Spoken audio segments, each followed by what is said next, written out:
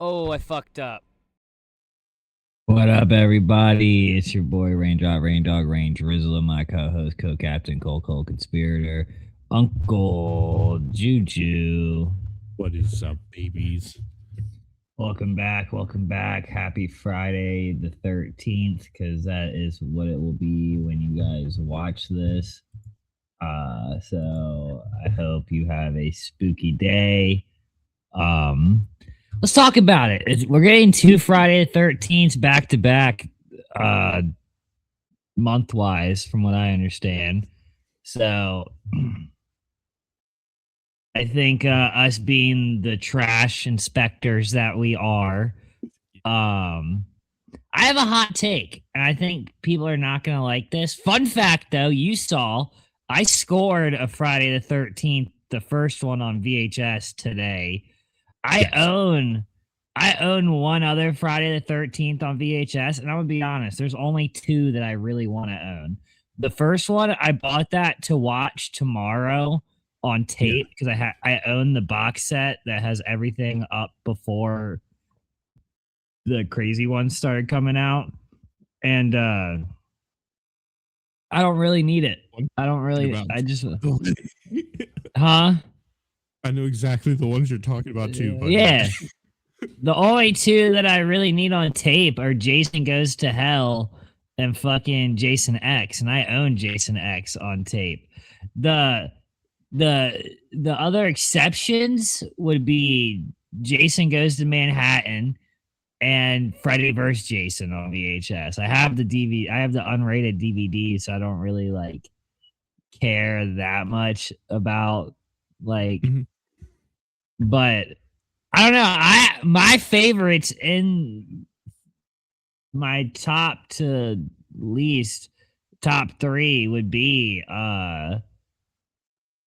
Jason Goes to Manhattan, Jason Goes to Hell, and Jason X. Like the least favorite ones, or at least some of the least favorite ones are my favorite. So and I stand on that. I don't give a fuck. I told somebody on Threads, I'm not here for a typical time. I'm here for a good time. Like, also, like we gave Jason X a fairly decent bashing.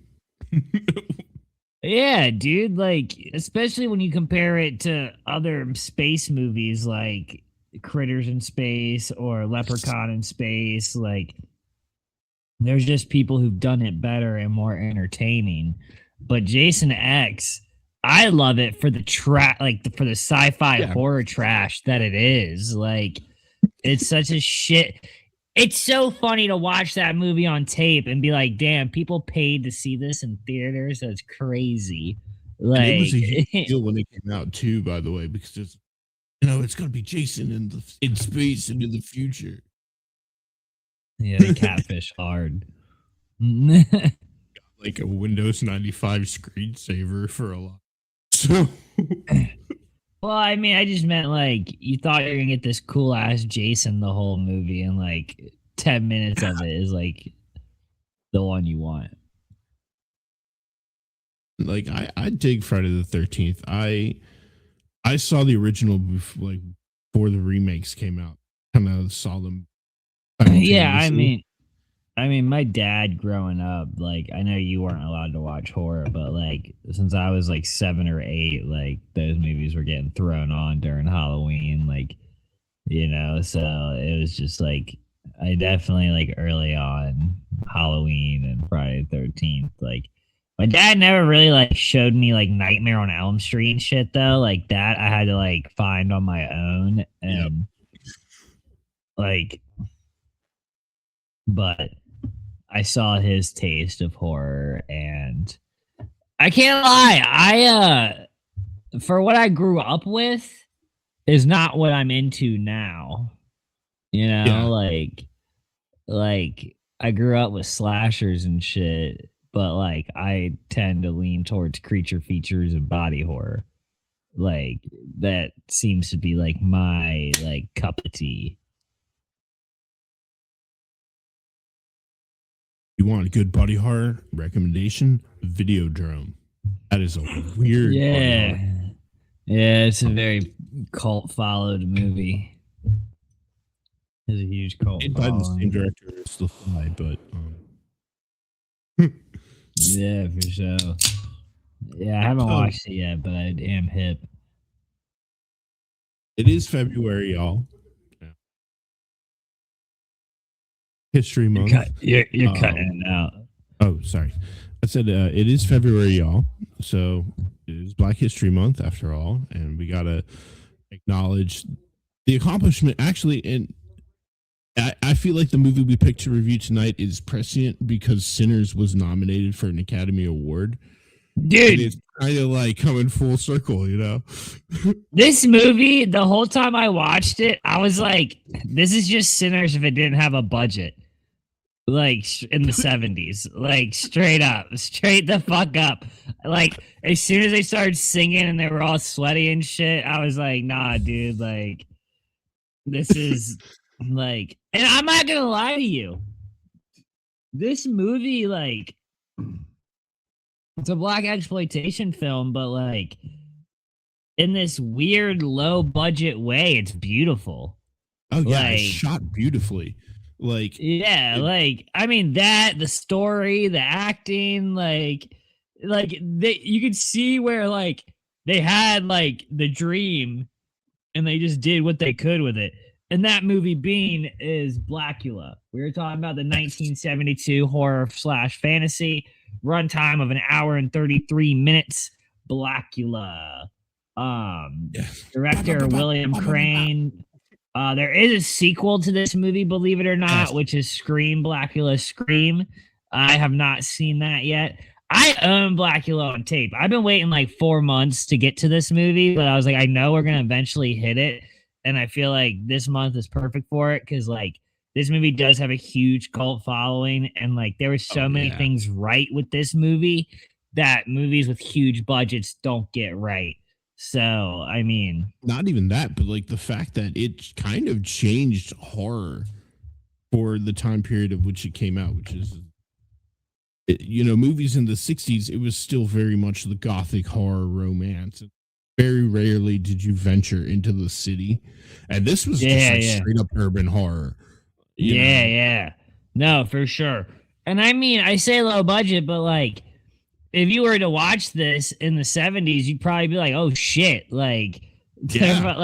like for instance, there's a scene where like they set some vampires on fire and like it's like you know damn well they really just set some people on fire with like the hopes they could put them out. Like Yeah. cuz it's In like just 30 seconds and like hope they get the shot, you yeah, know? you know. But Blacula is an amazing fucking movie, dude. I loved it.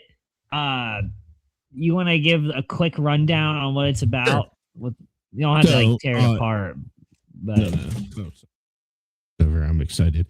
Um so basically you have this African prince, Mama Walde, who goes to Dracula's castle to basically broker a deal with him to end the slave trade of all things. And Dracula captures him and his wife and basically turns him into a vampire, locks him in a coffin, and leaves his wife there to like die, basically. and names him Um, Blacula.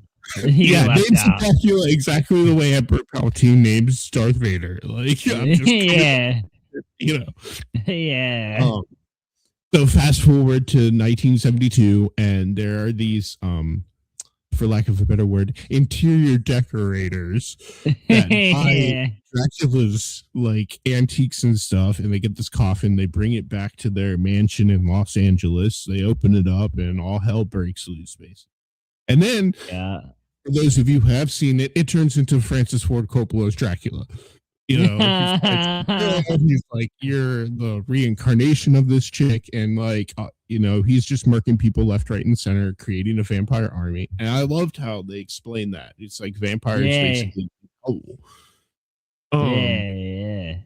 so the doctor and I believe it's like a cop basically they kind of find out that Dracula is murking people left, right, and center, and to prove that the cops are real they have to thaw out one of the bodies. She comes up and attacks him. Sunlight. Yeah. One of the funniest things in the movie is that like sunlight kills vampires, but it doesn't like don't really show them like burning up or anything. They're just like, Nah. ah! And they get pale. Yeah. So Dracula lures the girl into a chemical plant. There's a show off. She gets shot by a cop, which I was like in the 70s. Holy fuck. They actually like, Yeah. 40 years time, not much has changed. I really did enjoy the sequence inside like the underground where it's just like, where the fuck is he? And he's just taking out cops. Yeah, just being spooky, doing vampire shit. Yep. Honestly, like I've seen the suave, handsome Dracula before, but I like this version of it more because it seems more realistic. Oh no, yeah, dude. My buddy Ken, shout out Ken, my Canadian brother. He constantly was saying when anytime I post about Blacula, he was saying that this dude is like the smoothest, like dopest, like vampire there is. And I was like, this motherfucker really like I don't know, man. Like I get why the girl was falling in love with him. Like he was just like he was a straight up gentleman, like a suave gentleman. Like he, as the kids would say, he had riz. Like I would almost say that. By the way, shout out the actor William Marshall, who has been pretty much a staple of television. One thing that I like that I think he changed in the script, because I was doing a little bit of research. He wanted to make Blacula more sympathetic than he was originally written, because originally he was just an outright vampire, right? Yeah. So the whole Count Dracula slavery slubpot thing was developed so that he could basically just play this guy as a sympathetic character, and he is more aligned with Barnabas Collins than he is with Dracula. Because he's a vampire, he doesn't want to be a vampire. Yeah. No, for sure. And like the thing with him, man, like I don't know, like he didn't want to be a vampire, but like once he accepted he was a vampire, like it was just like, I'm that motherfucker. Like when the doctor, whoever that was at the club was like, when they're at the club and he's like, so do you believe in vampires? Like the girl says it. And he's like, they've been talked about a lot, but why wouldn't I? Basically, like they're fascinating. It is like, you motherfucker, like just playing in their face like that. That's when you know they're dangerous. When a vampire don't give a fuck, people know they're a vampire. That's when. Also, like one of the funnier things in the club was like when he walks away, he's like, "That's one strange motherfucker." And look at look at those rags. And I'm like, dude, what are you talking about? I would love to have his get up. I mean, he offered to buy his cape. Yeah, I mean, like that's another thing. Like when you see a dude wearing a cape and he's just kind of like looking weird, I'm just gonna assume that's a vampire, like, and just keep walking, you know. It's kind of like funny to me because like What We Do in the Shadows talked about it and how they dress and like go out and shit. And it's just like, it's so on the money that like What We Do in the Shadows nailed so many of these tropes so good from vampire movies and shows. Like you said, what, 40 something years later, and not much has changed. Yeah, like fucking it was like, at least on, where did you watch this? I watched it on Amazon. Okay, I watched it on tape, and I'm not gonna lie, the vampire scenes with the music and like the cameras, like angles and stuff, that shit was off-putting. Like I was like, yo, I know this is supposed to be like kind of funny, but like this shit's kind of creepy. Like, yeah, dude. Like when they go into I think the mansion that they brought the casket in the basement, and the first guy he bites just like, and it's just he what? He just walks into frame, like he comes out of the shadow. Yeah. It's like, dude, again, like The remake of Salem's Lot, just the 70s. What a great time for movies. I agree. I agree. Like, And again, it benefits from no fucking cell phones. you know, you know, this is one of those movies. This is exactly the movie you're talking about that wouldn't be probably hurt at all from a remake with a little bit of Oh, a budget. absolutely. Absolutely. Like, and I feel like if I honestly feel like they should keep it in the same. It should be a period horror piece. Now, like kind yeah, of keep I it mean, in the no, it 70s. should be a black exploitation film. Like it Oh should yeah, like 100% be like a 70s black exploitation film. Like there's like you know what I mean? Like they do it for a bunch of shit. Someone's Oh, trying to you're eat good. my. He said he's trying to eat your cords. All right. Yeah. He's actually It's been so really funny. good during this recording. I'm surprised. Yeah, no, good. I'm glad. Cool little dog. No, but I will 100% say, I'm glad I own this. Like, I was yes. like, I wasn't sure, and then I was like, no, like this is what's up. Like, this shit's amazing. I have a pretty decent vampire collection at this point. Oh, Like, yeah. yeah, I feel like like there should be a section on Brain Dead where it's just playlist and it's all the vampire movies we've done. don't worry, we can do more. Oh, yeah. There's a Plenty. few. Scream, Blacula, Scream. I kind of want to check that out, actually. I do too. I really do. I'm mad that I now know I need to. Oh, I need another tape to finish my Blacula collection now. Yeah, fair. And honestly, like the soundtrack to this was great too. Like, Oh yeah, dude. Did you see what I was saying though when they start singing in the club? Oh, And it's yeah. just, like fucking awesome. So good. oh yeah, dude. dude. And I was like, this is like it's a time capsule movie. Yeah. Because like it encapsulates the 70s in a supernatural horror way. And I know I keep saying the 70s, but No, it is though. I mean, it's true. It's very, very much true. I loved it. I think it holds up. I think if you know what you're getting into, it's a great film. I think if you're expecting something else, you might be a little off. But it's not like the Last Voyager or Last Voyage or whatever. Like that movie was. Yeah. I told my buddy he needs to watch that. My buddy Ryan, shout out my boy Ryan. He's gonna be on the podcast here one day. I think he's actually. I think we're all gonna actually do me, you, and him. I believe we're gonna do Young Frankenstein for his first appearance. yes. Yeah, yeah. So I think that's gonna be. I'll give you a heads up when we do it. Oh yeah. But no, I think it's great. I do think. Have you seen that movie though? Last Voyage of the whatever. Meter? Yes. Yeah. Loved it. Oh yeah, dude. I bought it for $5 out of the Walmart bin and watched it and was like, this was only $5.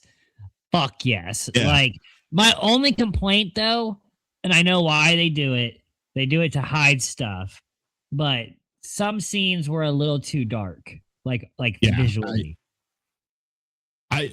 I'm really not liking that muddy black style that Hollywood has adopted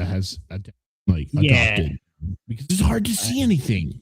I agree. Like anytime something's supposed to be like nighttime or like evil, it's like, oh, let's make it muddy and Yeah, and like a lantern, and it's like, come on, we got to be able to see shit. Like, yeah, it's a movie, dude. Like they don't need to quote unquote be able to see, but I would at least like to be able to see what the fuck is in front of me, you know. But I thought it was fun. I thought it was a great movie. I loved the vampire design in that movie. Like that was fucking sick. Like that's a scary fucking vampire ripping you to pieces. Like that. yeah. I'm here for it. That's why I think 30 Days a Night is like one of the greatest vampire movies of all time. Because from start to finish, it's just mean, gross vampires. And they don't even, like you said, they don't even say the word vampire in it. Like it's just fucking. they're depicted the way that they should be. And not that I'm knocking the romance part of like the vampire. No, movie. I love it to an extent, but like, I'll be honest. Okay, I'm gonna say this, and this might really turn some heads. I prefer Blacula over Nosferatu, like the new one. Yeah. Like, I think Nosferatu as a whole film is like on paper better, but Blacula is a way more fun and like fast moving like paced movie at the end of the day that has rewatchability. Like you can just throw Blacula on and it be a good time, where Nosferatu, like if you're not watching the whole fucking thing, like laser eyes, it's not a good time. You know, you're just like, what the fuck is going on? It's great acting, great camera work. Like, you know, like I'm not discrediting it, but like it's, I don't know, dude. It's like, I don't know. It's like Lost Boys. Lost Boys isn't the best vampire, like on paper, it's not the best vampire movie of all time, but it has like the most rewatchability out of like any vampire movie. Like it's just yeah. it's just I perfect. mean, like not only that, but like the fact that Lost Boys, they also borrowed a lot from Peter Pan, which yeah. if you look at the original incarnation of that character, he has some vampiric qualities to him as well. So like being able to fly, being young forever, and you know, yeah. children, which is what he does in the book. So and I feel like that movie Lost Boys 2 had staying power. Like Blacula kind of lived in the cultural zeitgeist for, you know, many years after it was released. I mean, come on, Blade. Blade was almost direct knockoff of Blacula. Yeah, for sure. I can see it. The generation of blaxploitation horror, which is a genre that I really want to dip my toes into more because I feel like it has so much more to offer, especially now. For sure. I agree wholeheartedly. They're killing it. But yeah, dude, what do you rate Blacula out of 5? Give it 5 crosses out of 5. Like, all right, yeah. No notes. No, for sure. It was a banger. I'd have to agree with you. That was a great time. Glad it's on my shelf. It's gonna stay there forever until one day I upgrade to whatever, and I'll still own it, but I'll own a HD copy. So yeah, get the Blu-ray. yeah, you know. So I'm eventually gonna get Blu-rays. I just like I haven't decided. The real thing that's holding me back is you can get a Blu-ray with a remote from the bins for like $20, but you can also get a PlayStation 3 from the bins for $60. So I'm like, do I want my Blu-ray player to be able to play Batman? Like, and then the problem that comes into, I'm gonna have to rearrange everything on my TV stand. I really don't want to do that. Sorry, my DoorDash is calling me. 1 second. All right. Hello. Oh, hello.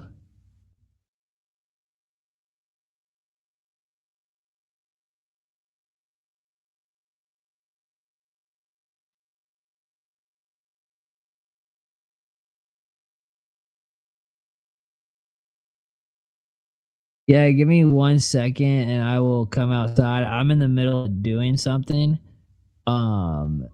I have the light on. There's a Subaru in the driveway, if that helps.